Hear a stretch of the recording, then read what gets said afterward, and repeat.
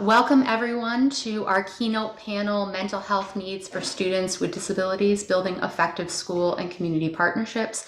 We're going to jump right into the session. I did want to acknowledge that we have a captioner today and thank the captioner for their work. I'm going to, in the interest of saving some time, allow the panelists to introduce themselves when they start speaking and say a little bit about themselves. We have 5 great panelists today, and I just want to be able to jump into the presentation. So I'll let you take it away. All right, I'm going to start. Hello, everyone. My name is Sadie Maxham. I am a manager for Parsons Children's Health Home. I've been with Northern Rivers for about 17 years in different capacities. I've worked in the residential setting. I've worked in a lot of the community-based programs, and now I'm more in manager role. So I am going to, my portion of the presentation is really going to be strictly on health home care management, and to give you guys a little bit of an overview of the program if you're not aware, in hopes that it could help support some of the young people that you work with. And I'm going to just kind of explain who's eligible for the program, what we do and how we can help, and how to refer. So it should be pretty simple. Now I'm going to share my PowerPoint. All right. Okay, everybody can see that? Hopefully. I'm going to take that as a yes. All right, so what is Children's Health Home? It is actually not a place, so the name itself is a little deceiving, and I think by now probably most of us have heard Children's Health Home or Health Home Care Management. It's really, I try to think of it as a hub, so it's more of just like people getting together, a team of people working with an individual, and it's just that one group of people versus a place. So the name itself, I like to just put that out there. It is not a place. It's not a place where kids go. It's really a team of people, and ultimately that it's a care manager working with the child, with the youth, with the student, and they are kind of coordinating with the whole team and getting everybody on one page, trying to meet the needs of that child. Formerly known, a lot of people may know of intensive case management, supportive case management, the home and community-based services waiver, or bridges to health. Those were former care management models that a lot of people were familiar with, and I think probably might even know those no longer exist. And so now that is all, it's because Tradewinds is hold on. So those are now all under health home care management. All right.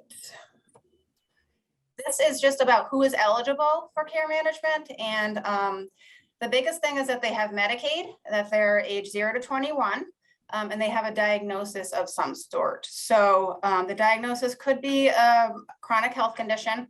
If it is chronic health, so those are kind of some examples there: asthma, obesity, diabetes. There would need to be 2 chronic health conditions to qualify for health home. If it's a serious emotional disturbance, it just needs to be 1 diagnosis there. So that's a little bit confusing, but the other potential criteria would be HIV/AIDS or complex trauma. And so that's really just the diagnosis part, because it's Medicaid funded, because it's Department of Health. There is the diagnosis criteria, the Medicaid criteria. And then of course, the 4th one there is that they have significant behavioral, medical, or social risk factors. And, you know, pretty typically, if you have any of those diagnoses above, any of those conditions, you're going to have a risk factor. And the risk factor just really means they need help. They need assistance from a care manager. And I can talk more about what that could look like on the next slide. So this is just some examples. We know there's lots of different examples, but this is trying to give you a little idea of who could benefit from care management. So the first one there, at risk for an adverse event. I mean, that could be a lot of different things, but I like to think of hospitalization. So a lot of the students we work with, you know, are at risk for a hospitalization. Maybe they had an ER visit, they weren't admitted, but you know, they need a little bit more help.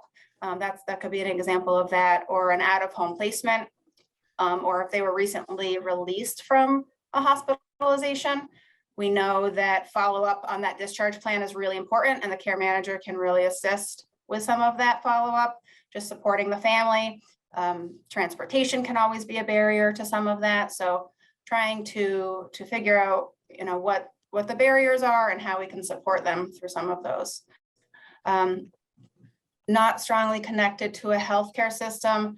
We do spend a lot of time making sure that families have their primary care doctors, that they're making those appointments, that they're getting their dental work. We think, prevention is key to some of these bigger diagnoses.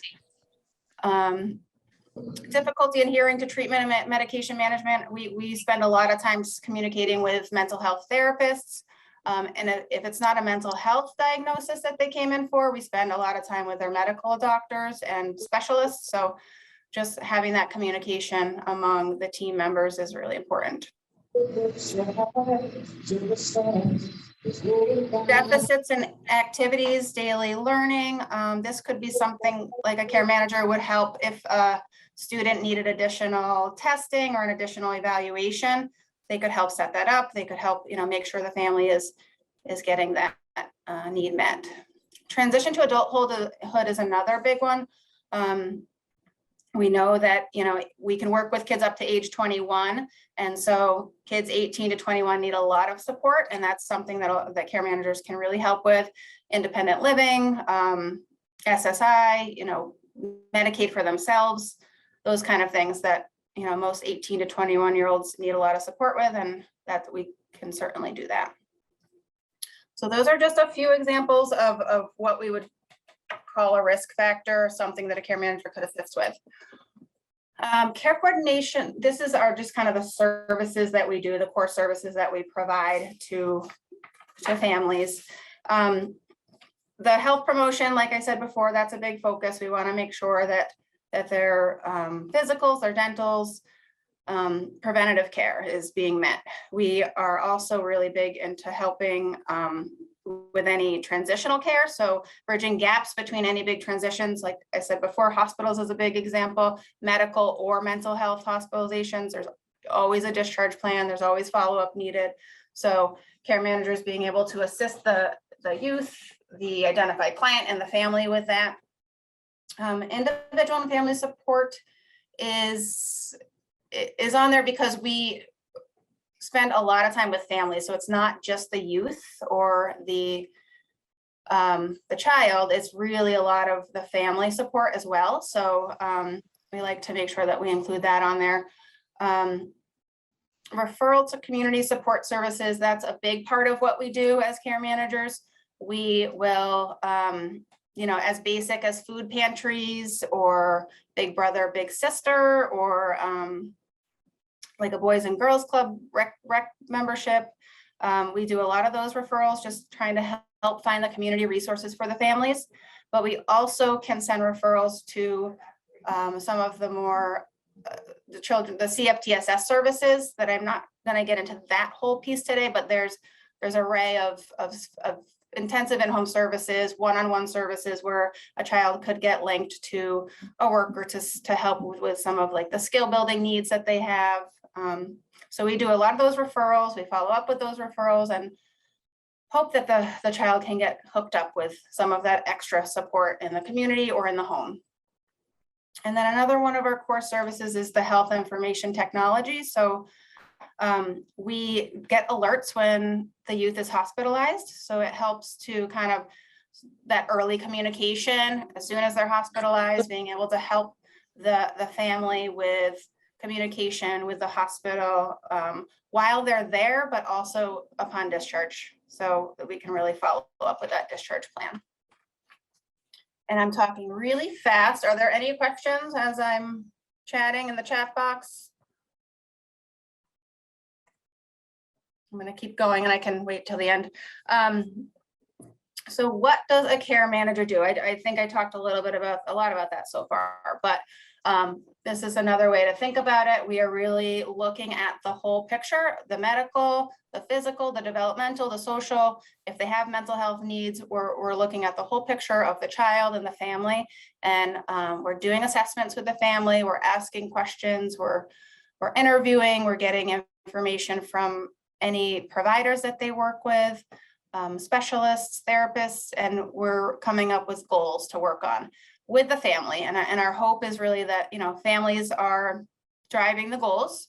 We know that sometimes there's a discrepancy there, and so we want to start with what the family wants to work on. But really our goal is to have successful and healthy youth. So we do work on a goal plan with the families.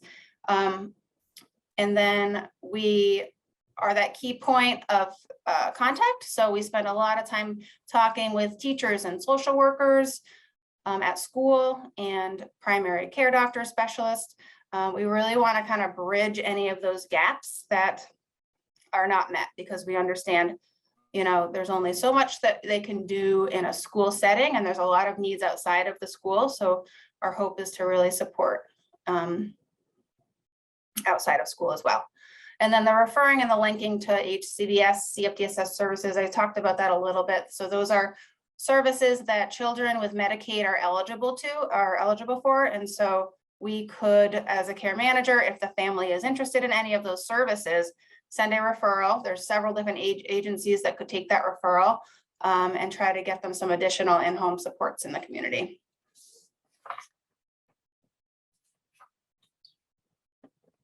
These are just the counties that we serve. So right now, Parsons serves 23 counties in New York State. So, you know, we continue to grow, and we have lots of care managers in these counties. We really don't have a wait list. So we are always taking referrals and hiring new care managers as we go.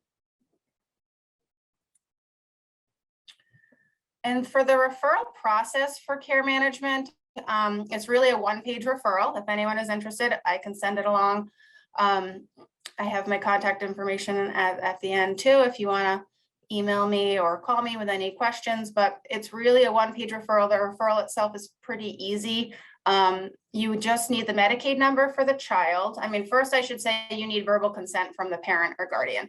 That's number one. Obviously, you know, if you have a student in mind and you're thinking that they could benefit from this program, the first step would be to talk to the family and the caregiver, making sure that they don't necessarily need to commit to it, but it's something that they want to hear more about, that they want to talk with. A care manager would give them a call and, you know, just kind of give them more information about it before they commit to anything. But the referral itself would have that on there, that you received verbal consent from the family.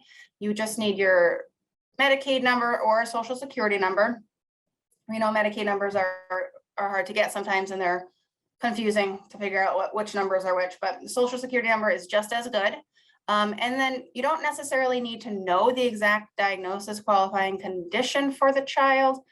Youth, you might just, you know, they're in therapy, or you know they're going to a specialist for medical conditions. So you would just kind of put down to the best of your knowledge what those diagnoses are, and the care manager would be the one to get those records and do the homework there. So it's a pretty simple referral process. It's more a matter of you know, making sure that the family is really interested in it. But we have a brochure as well that's very family friendly. We can send along the brochure. And here's my contact information. So just email. You could always email me. You could always call me. I can also answer any questions that you guys have now. We have a couple questions in the chat. I can just read a few of them off, and you can figure out if you want to answer them now. So the first one, does a student have to have Medicaid for the services? For the CFTSS services, yes. And I think that was probably the question. They do. One thing I did want to mention though, as far as Medicaid, so I know that this is all great with the services and with health home care management, but the Medicaid barrier, and if you're thinking of a youth who does not have Medicaid, but you feel like they definitely meet criteria as far as the diagnosis and risk factors and need the help, there is a way to get Medicaid for children that do not currently have Medicaid, based on, it's called CS. It's a CS process, and It's basically a Medicaid application for a family of one income. And so it would be the child's income alone without the parent's income based on their disability and based on the need for this program and additional services. And that is accessed through your local SPOA department. So I did want to mention that. So I'm glad that question came up. So another comment, many families I've worked with did not have discharge transition plans for their child to return home and to school when coming from home, from the hospital or the center. I don't know if you had a comment about that. So, and I think I have the question right. So if they did not have a discharge plan, you know, I think that's the point, and the care manager would advocate for that. So they would have that communication as early as possible when the child is hospitalized, and really come up with that discharge plan and help the family to follow through with it. I think that was the question. I think the question comes from not having it. There should, and if you have any advice about what these families should be advised if they don't have one, where they should. I mean, for a mental health hospitalization, I think we're talking about so obviously they would need a follow-up appointment with a therapist and their medication manager. I mean, those should be happening, and really by law, I think they should be happening. So that would, and if families need assistance with that, I mean, that was kind of my point, is where the care manager could assist with that. Other discharge plans, I mean, medical hospitalizations, you know, maybe they need to see a specialist. But I can see where, you know, sometimes families need that advocacy and asking those questions. So I think the care manager can be really beneficial in that role. And the final question I have here is, will you be expanding into other counties soon? Yeah, well, what county in particular are we wondering about? And I don't know the answer to that. It's a good question, but to be honest, yes, we could. We've been expanding, and we would love to continue to expand. So there is questions about the sharing of the PowerPoint and access to the materials. Those will be uploaded after the presentation, along with the recording, which will be a few weeks after that. So I think that's all the questions I have for right now.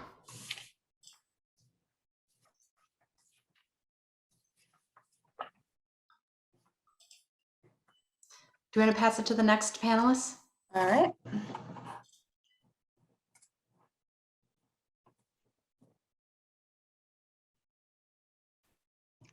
Okay, Ms. Share my screen. I'm Kathy Wright. I'm the director of the Malta Behavioral Health Clinic and the Home-Based Crisis Intervention Program through Northern Rivers, specifically through, sorry, working on the screen here, Parsons.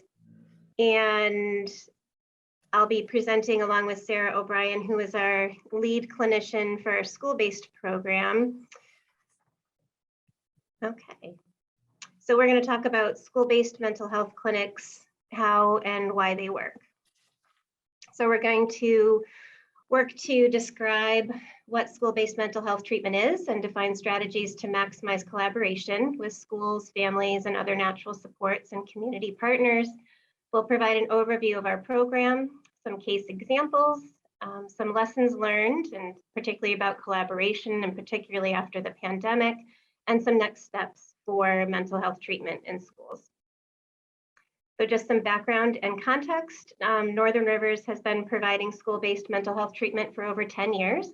We have satellite clinics in 16 districts and 28 schools. And we began this work because we believe in the benefits of a school-based clinic. So the benefits include reducing barriers to treatment, increasing access, increased seat time for students, reduced hospitalizations, reduced placements, increased collaboration, and also when families don't need to, oh, is it only on the first slide for you guys? Can you see that slide that says background and context? I think you have to start the PowerPoint. We see it outside of the, if you just click from beginning. I did. Hold on one second. Okay. Okay, so you see the first slide now. We're actually, I think, seeing the 7th slide.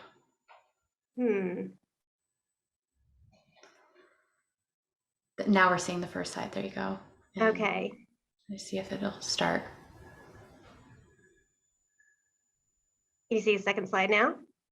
No. All right. I think what I'll do is instead of doing the slideshow way, I'll just do it this way with hitting the Okay. slides on the side. Thank you, Sarah, for pointing that out. So the benefits of a school-based treatment program are, as I said before, the reducing hospitalizations and placements, and also that for caregivers and parents, they reduce time away from work typically because we offer telehealth services for the family sessions if we need to, and the individual sessions when the students are in school. It helps with reducing transportation back and forth to appointments for parents. So it also increases some job stability for parents also. We provide 3 different models of services, differing in the amounts of wraparound services we provide and the cost to the school district. So in terms of who receives services from the school-based clinic, students who are enrolled in the school and students who have a diagnosis or are suspected to have a diagnosis. So if there are behaviors or symptoms that folks are seeing that the student does not yet have a diagnosis, we'll provide the assessment and diagnose if needed. So what that might look like is the 6-year-old who has difficulty sitting still and is quick to anger and is frustrated by given direction. It might be the quiet 15-year-old high achiever who feels anxious all the time and has thoughts of harming herself. And it might be the 11-year-old who has hardly attended any school at all since reopening after the COVID-related shutdown. And in terms of who makes the referrals, anyone who sees a need. So that can be school staff, care managers, as Sadie said, hospitals, probation officers, primary care physicians, parents, caregivers, and students themselves. And we noticed that especially in the middle school and high school ages, that lots of times students will come to our clinicians' offices and mention, I've seen you around, I've heard about you, and I think that you could help me too. So for the referral process, we do things a little differently than some other agencies. We want to talk to the caregiver or the parent. So that would be the process that the caregiver or parent would follow. They'd call the number that's up on the screen to make a referral. And some of the resources and tools that we have telehealth, genetic testing, Project Teach, psychiatric consultation. The telehealth, as I said before, is helpful if we want to do a family session while a parent is at work. It's also helpful for snow days and other times that we don't expect school to be closed, but it is like a COVID-related shutdown, which are happening a little bit less right now, but still happen sometimes. The genetic testing resource that we have, our nurse practitioner uses that to gather more data when she's working on assessment and treatment plans. Project Teach is another resource that she uses to consult with a psychiatrist through OMH when she's looking for a little assistance and consultation on a complicated case. She also provides psychiatric consultation for community providers. So that might be a primary care physician or another community-based provider. We use a trauma-informed and strength-based approach. We provide individual and family therapy, referrals to community resources, and collaboration with community and school providers.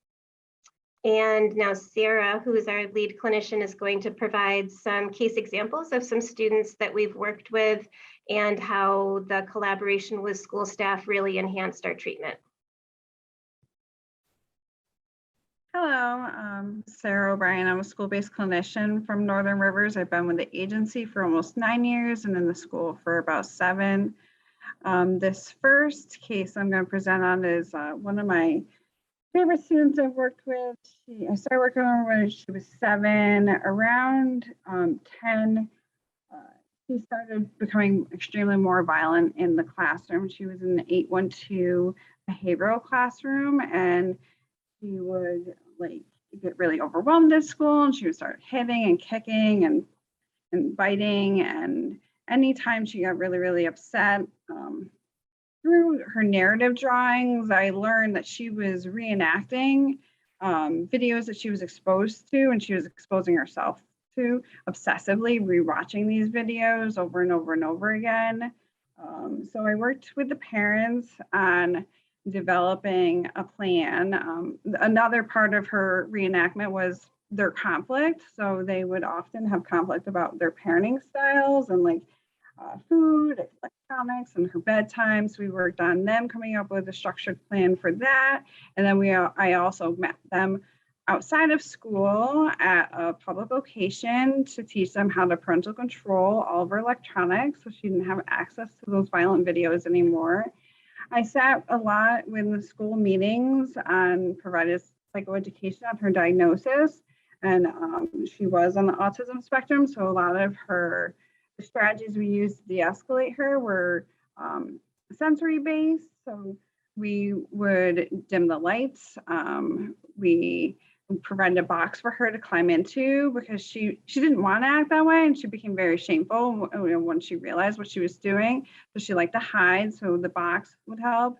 And then compression, so we would give her a weighted blanket, or if she did not want the box, we would roll a yoga ball over her, or even her aide would do some like arm compressions with her.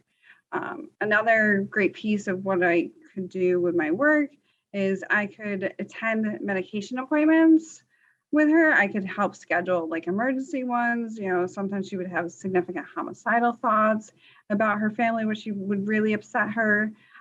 So we would set up, you know, medication appointments, and I would provide school observations for the school. I would email the school staff and let them know that an appointment was coming up, and they would provide their feedback, and I would be able to assist with creating that holistic picture for the psychiatric nurse practitioner.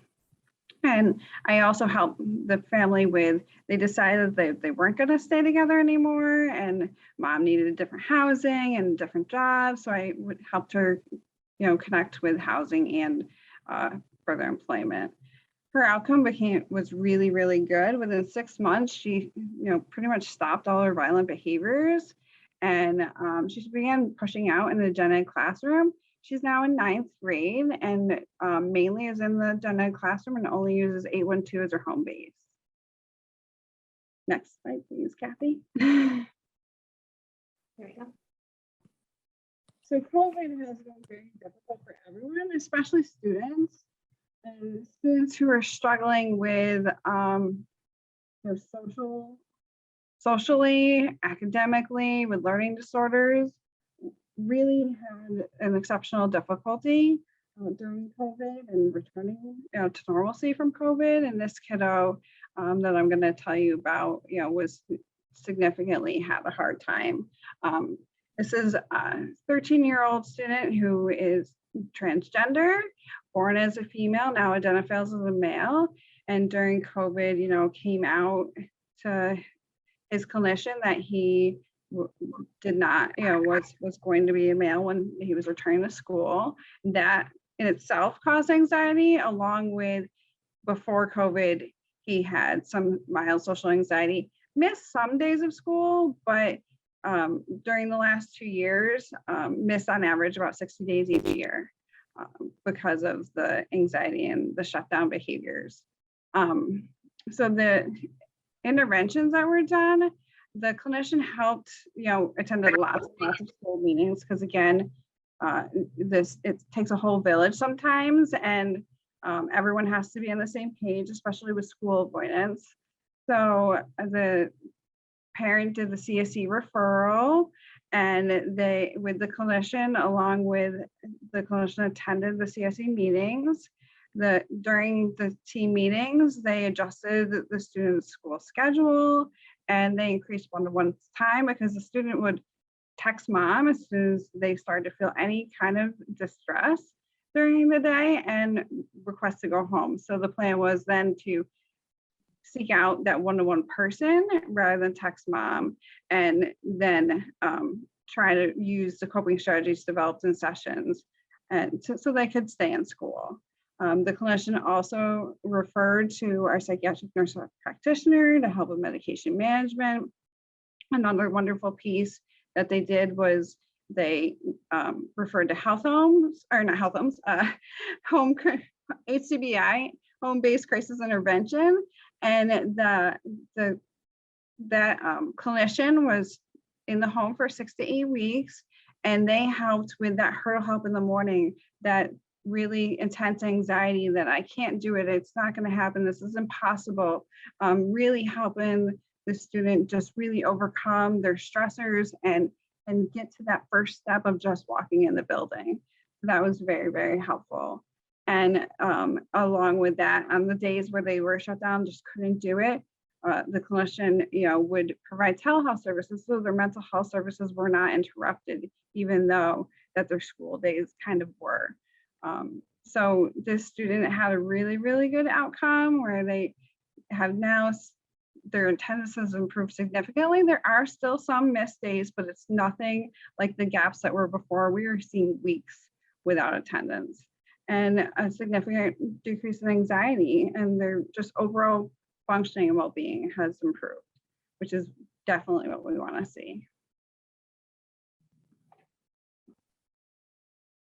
And my last kiddo, I worked with since kindergarten, and this is an example from him last year. He was a 10-year-old male.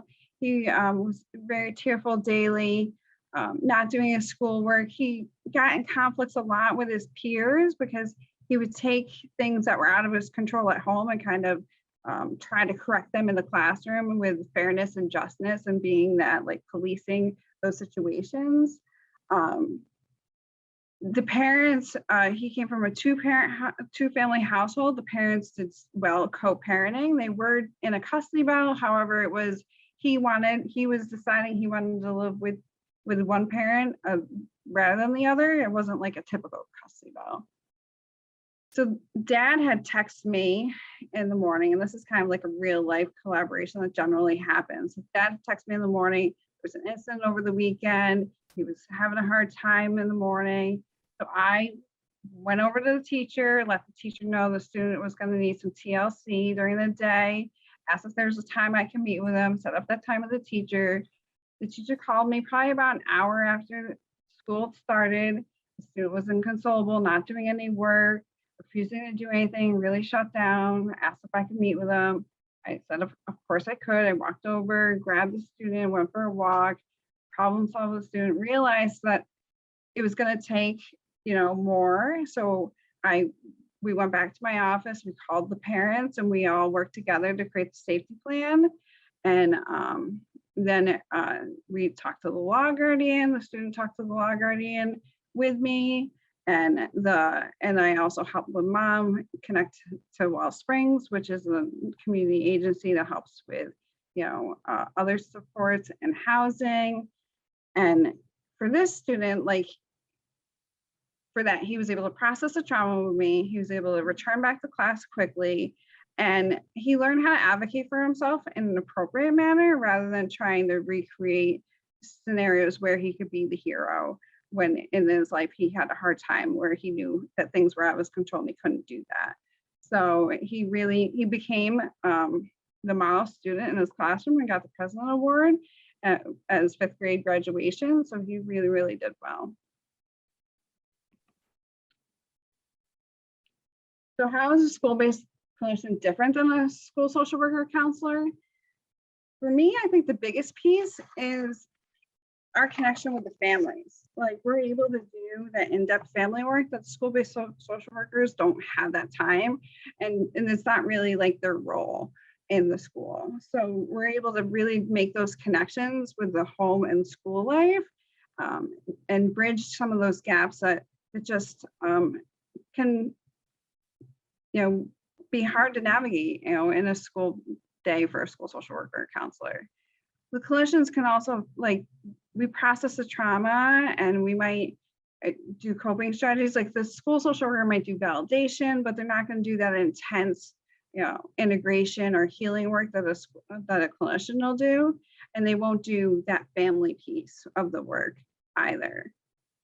We can also connect with the law guardians and health homes and all those other providers that sometimes the school social workers caseloads just don't have them the time or affordability that they're able to do all those connection pieces and refer out to those different agencies that they would like to reach all those students for. So we generally have that more time to do that case management piece.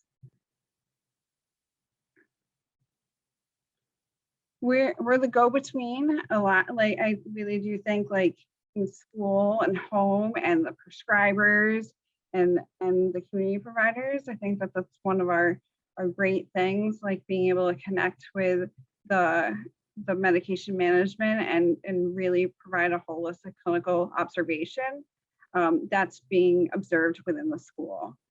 And our just unplanned opportunities that we have to engage with the students and the teachers and the caregivers. Like the caregivers might text us throughout the day and let us know something that happened, or the teacher might pull us aside. Like yesterday, for example, let me know my student got sent home early, and I let her know, well, he's not going to be here for the next 2 days because he's out for school testing, and now we need to come up with a plan because he was out last week for vacation, then this week. So now we need to come up with a structured day. So then I was able to do a family session with the parents and come up with the structure for him. So that way next week, we don't have reoccurring behaviors.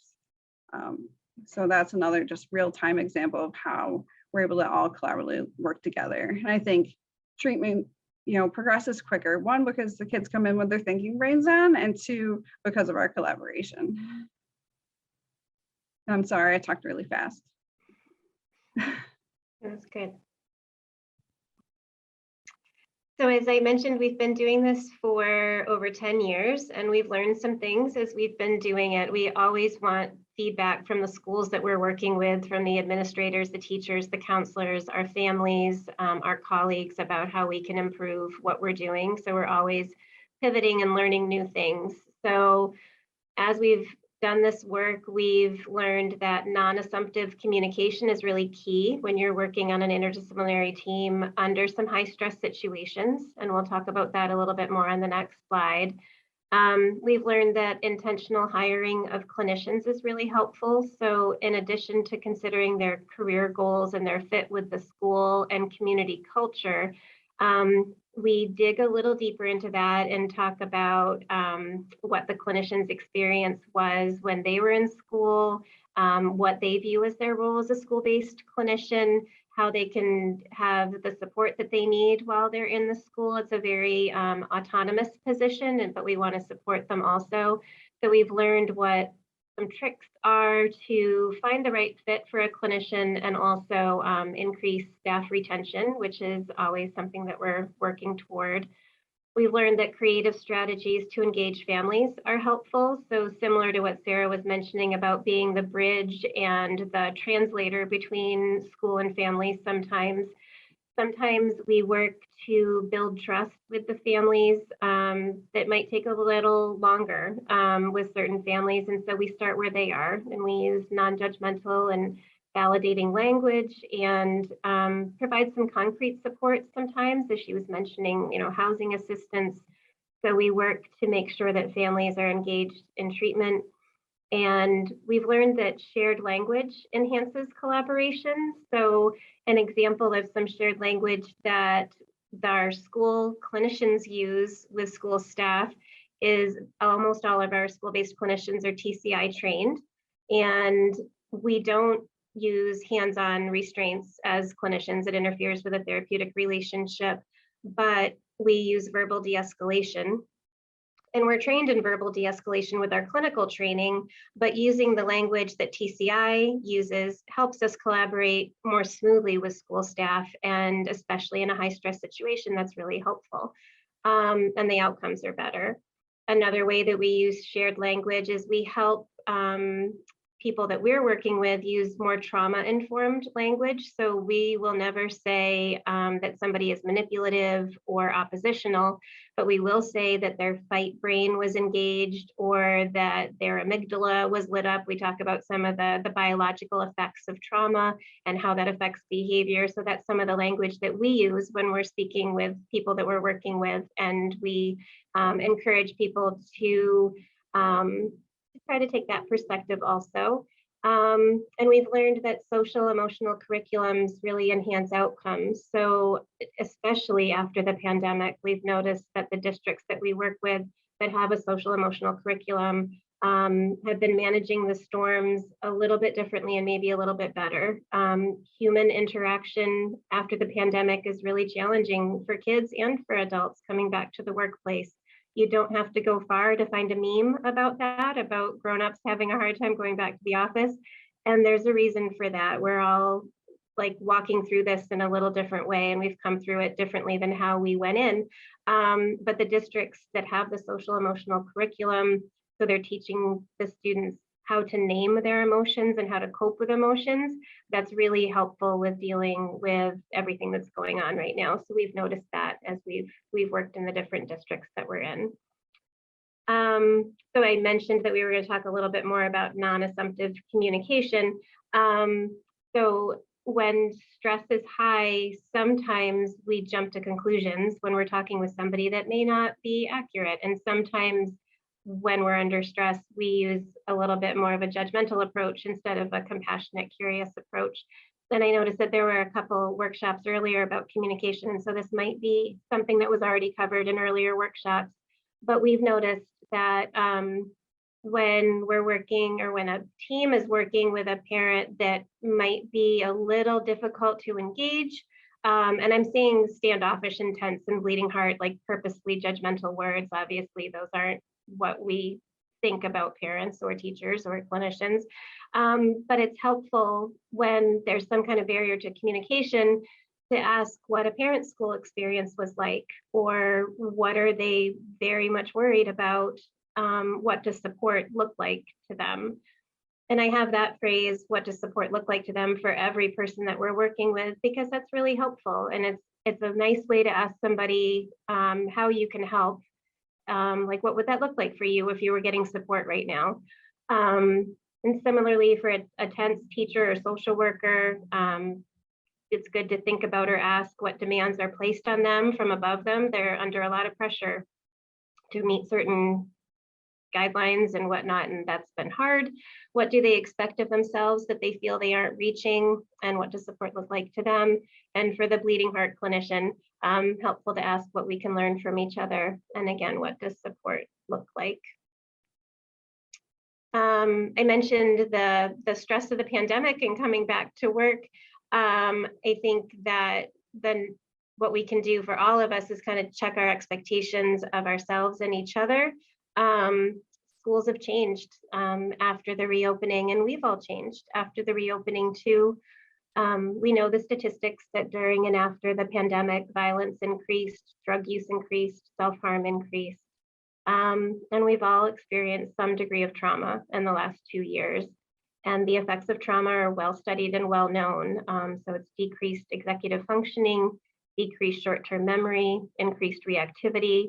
That's true for every human. It's not just students in the school or just, you know, people that we meet in the grocery store. It's all of us are experiencing some degree of those effects of the last couple of years. So we really can't use the same expectations we had before for ourselves and of each other.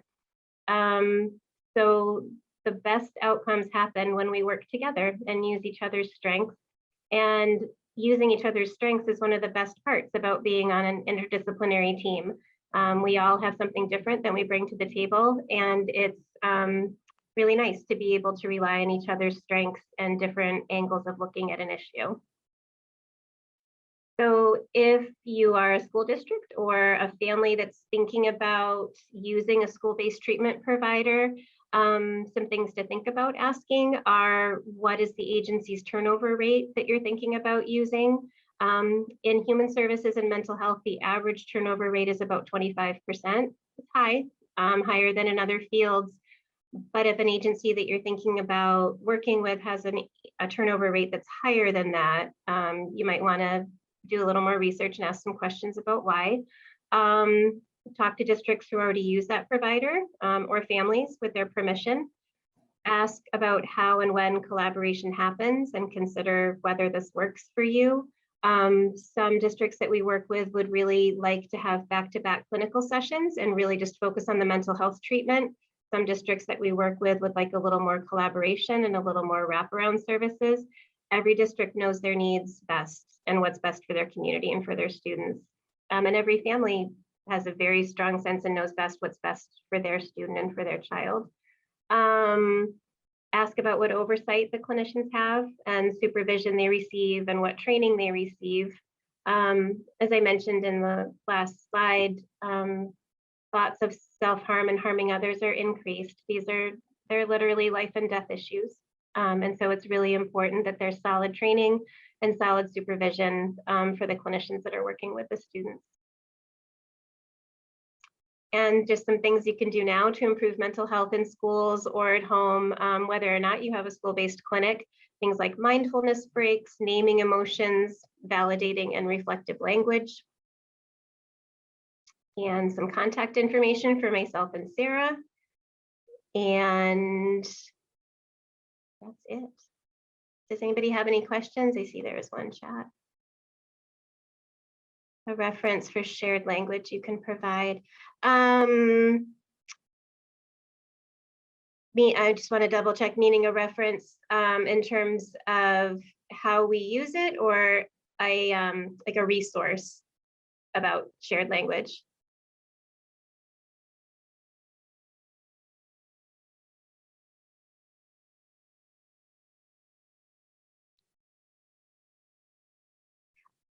If it's about like how we use it, in addition to the TCI language and the trauma-informed language, I think sometimes this is sort of the other side of the same coin, recognizing when we're not using the same language. I actually had a meeting with a superintendent this morning where actually he realized partway through the conversation that we were using different language and that we weren't on the same page. He said, I think we're saying the same thing, but in different ways. And he was right. We weren't using the shared language in that moment. And when we got on the same page, that was really helpful. So I think sometimes it's helpful too to recognize when you're not using the shared language. I think I'm having a hard time answering the question though. I don't know if anybody has any other ideas.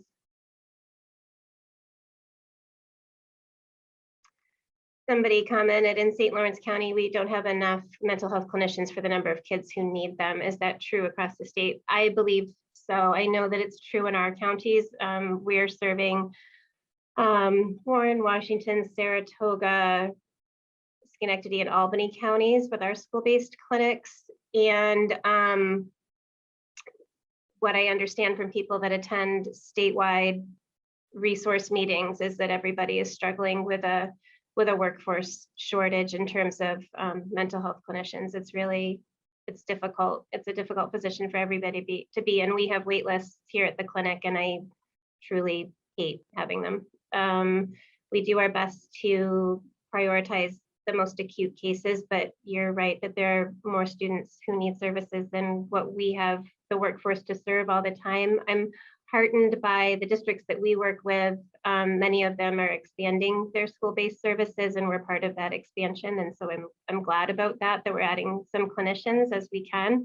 And I think that there are some initiatives in grad programs that train social workers and mental health counselors to recruit more students also. So I think that we're getting there, but you're right that resources are slim, which is not great.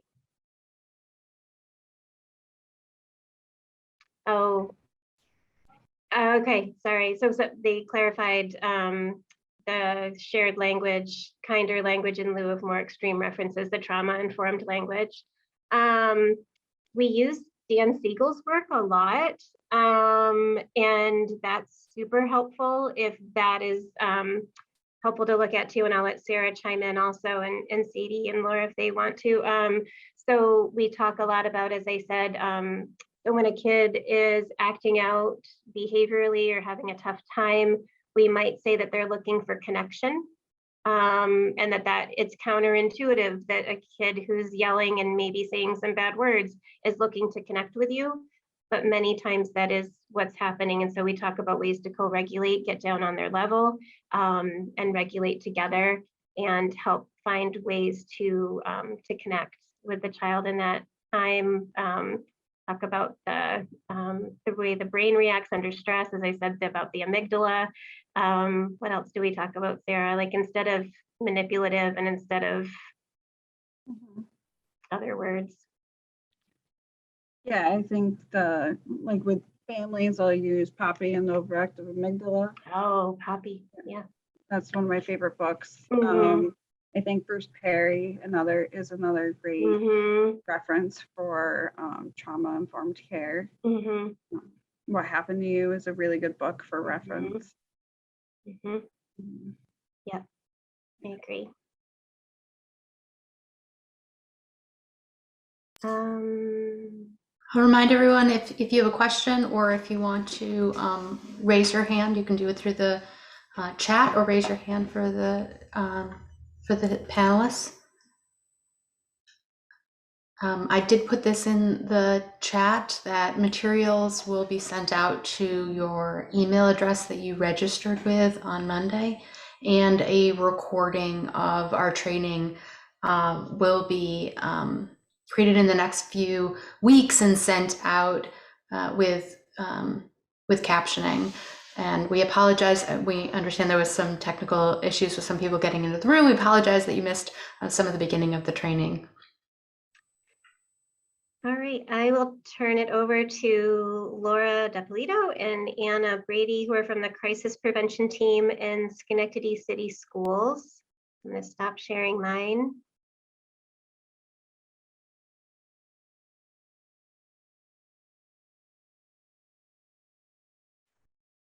Hi, everyone. My name is Anna Brady. I'm a psychiatric nurse practitioner working in the Schenectady City School District, and our program is the Crisis Prevention Team. And Laura DaPolito is my colleague. If you could just introduce yourself, Laura.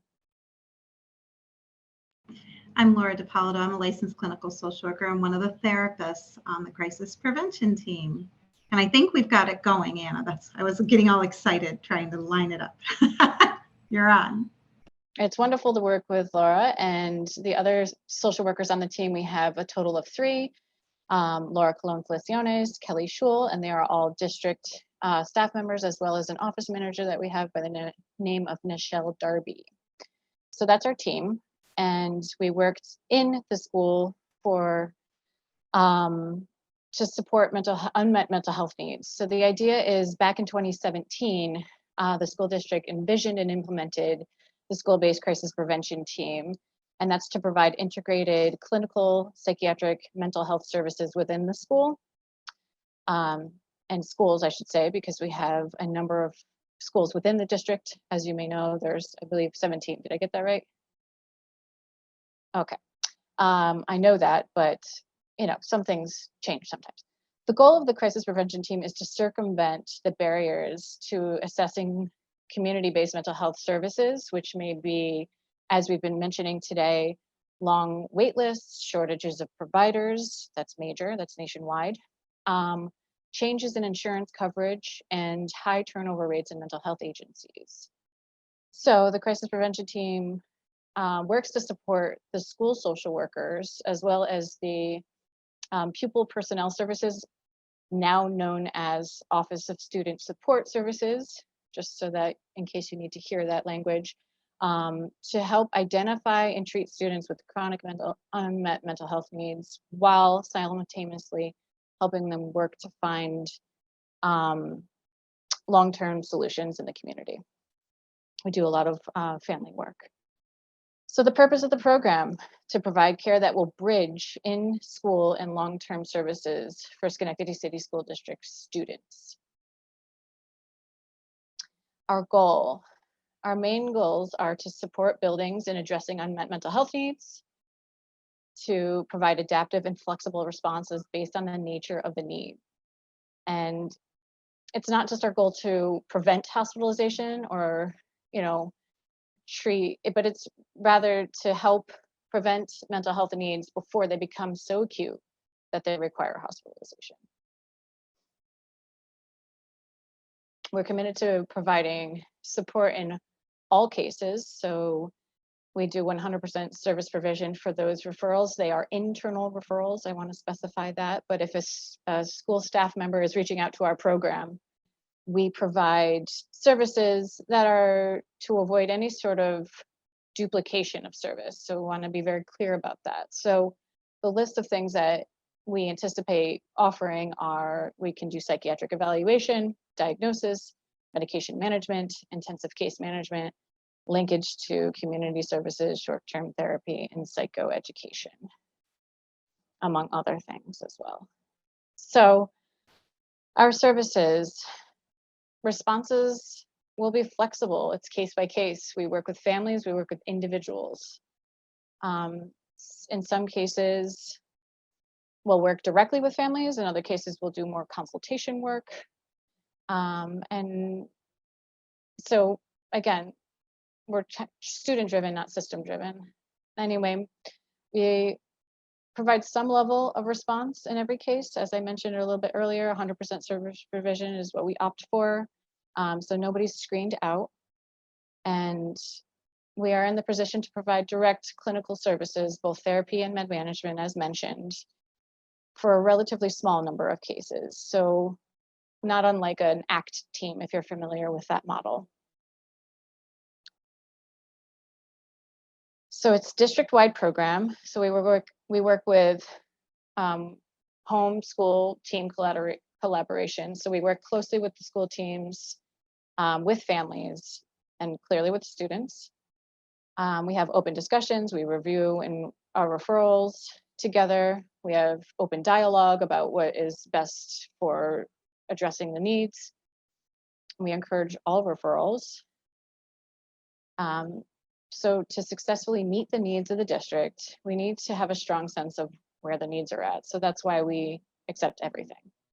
And some of this terminology will be unfamiliar to those who do not work in the district, so we can kind of skip over that, but those are just some examples of meetings that we might participate in, but I won't get into details about that. That's more internal. The idea is we work closely together with the rest of the district. So when do staff members think about making a referral to our program? So referrals are to be considered when there's any unmet mental health needs. So what we like to sort of specify is you don't need to be in crisis to utilize the crisis prevention team. We want to know if there's a change in baseline presentation.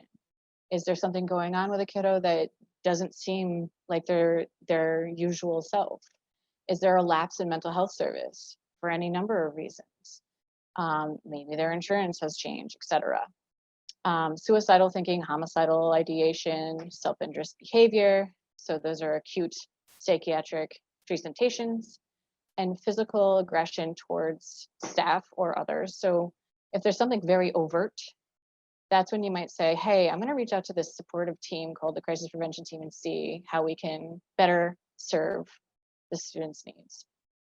And so we offer the staff of the district to say, don't hesitate to call us regarding any sort of mental health concern for a student, because we really want to provide as much support as we can and collaborate on a solution. So a referral is made. Again, sorry guys, this is a little bit out of the scope for many of you, in fact, all of you, because you're not within this district necessarily, but just to be aware, we utilize this PowerPoint for many reasons. And the point is that referrals are intended to be very easy.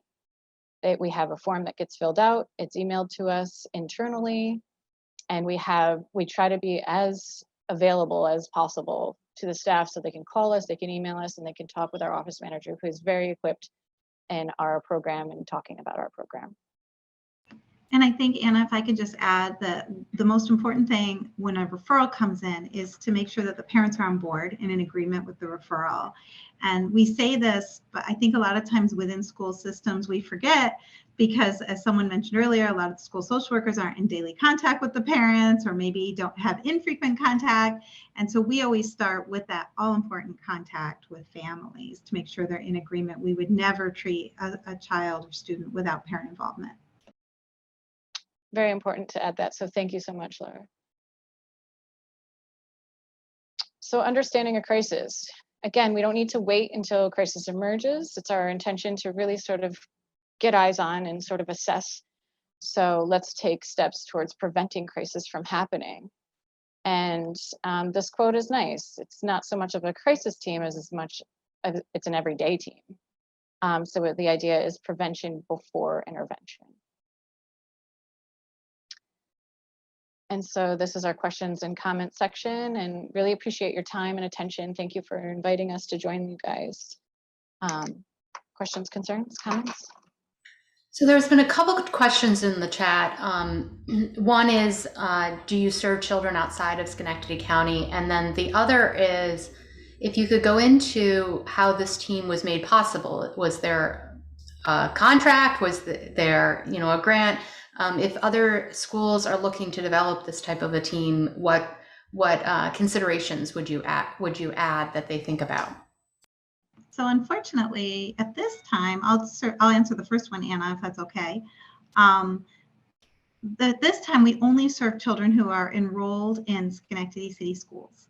So it's a program specific to our school district to bridge our learners to mental health providers and get them started in services.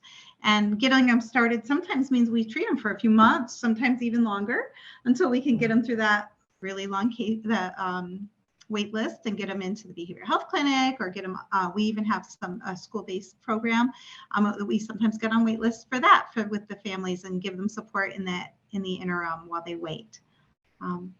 And as for how did it start financially, Anna, do you know how that started? I started only this year.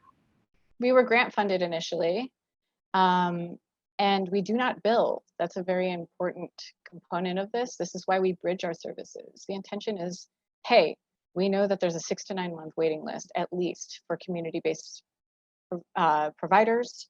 So how can we best sort of close the gap, provide service now?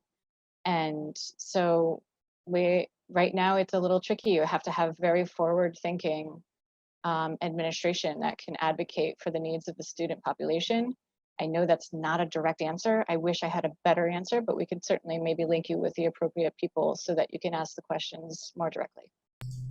Can you talk about some of the success rate you have? So you talk about the linkage, but how many of your population have been sort of diverted from needing additional services within the school versus how much is, spent on that linkage side of it where long-term services might be needed?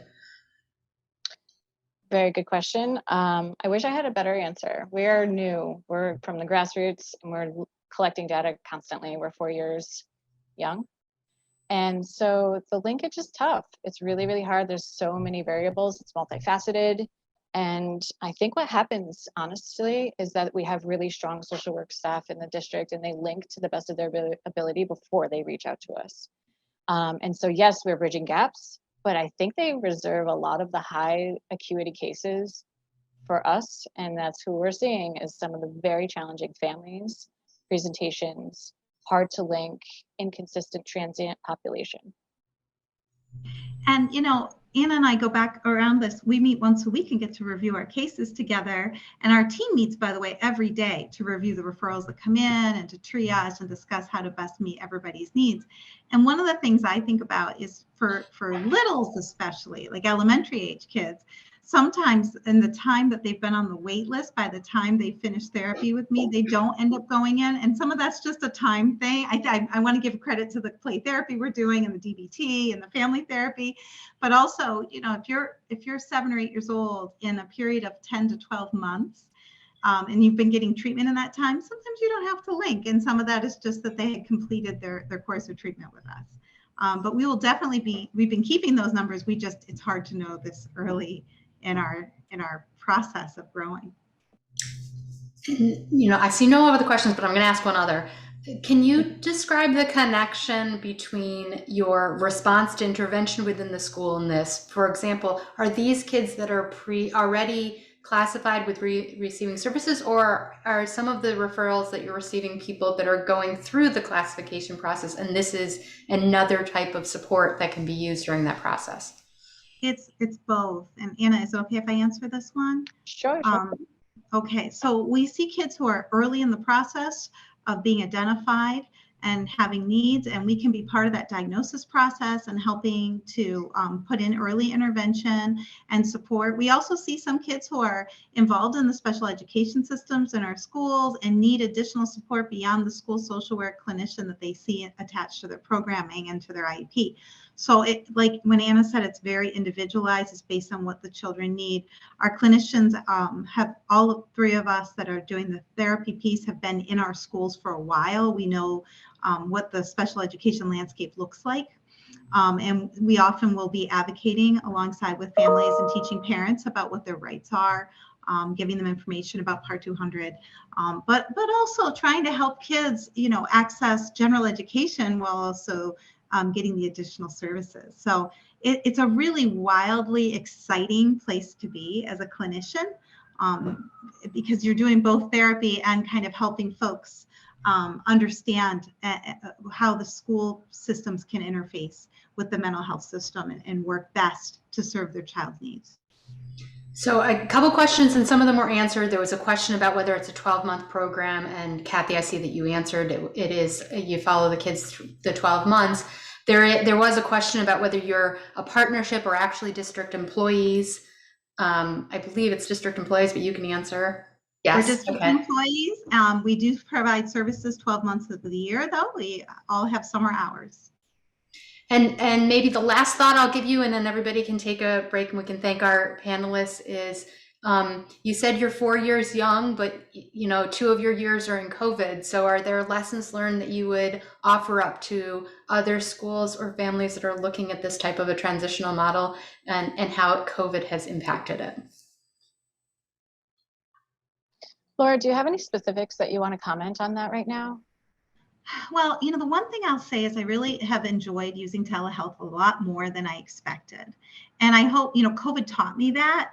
I was anti-technology, still am anti-technology. Anna came in and saw my setup, which is brand new today. And she saw me, I was like bright red with anxiety about using it. So when they were talking about like telehealth, I was like, oh my gosh, I can't do this. I'm not gonna be able to do this. And not only has it expanded my understanding of what's happening in family systems, it's given parents a window in to working with me at times when they couldn't before.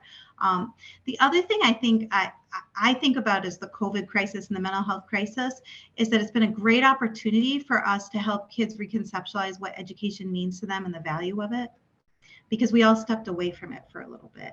And even though we were still engaging, there was a step away, right? If you weren't physically in a building, or it was different when you came back. And I welcomed that as an opportunity in the mental health world to think about how can we do the same thing with our service? How can we step away and come back to it?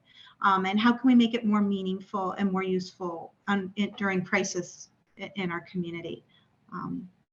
Yeah, I don't want another crisis in my professional lifetime. I'm going to retire in like 15 years. So if we could avoid any further pandemics or any big societal crises in that time, I would greatly appreciate it.